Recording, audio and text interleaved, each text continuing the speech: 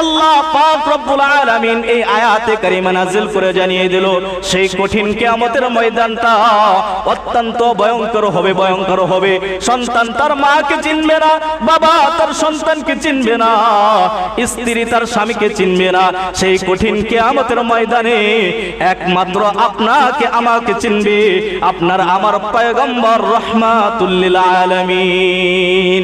এই জন্যই আল্লাহর পয়গম্বর বলে, ও আমার উম্মতেরা, যতক্ষণ পর্যন্ত তোমাদের অন্তরের ভিতরে আমার মহব্বত, আমার ভালোবাসা, তোমাদের অন্তরের ভিতরে এই পৃথিবীর মধ্যে যত ভালোবাসার বস্তু আছে, এই সমস্ত ভালোবাসার বস্তু থেকে আমার ভালোবাসাটা তোমাদের কাছে বেশি প্রিয় না হবে, ততক্ষণ পর্যন্ত তোমরা প্রকৃত পক্ষে মুমিন হতে পারবা না।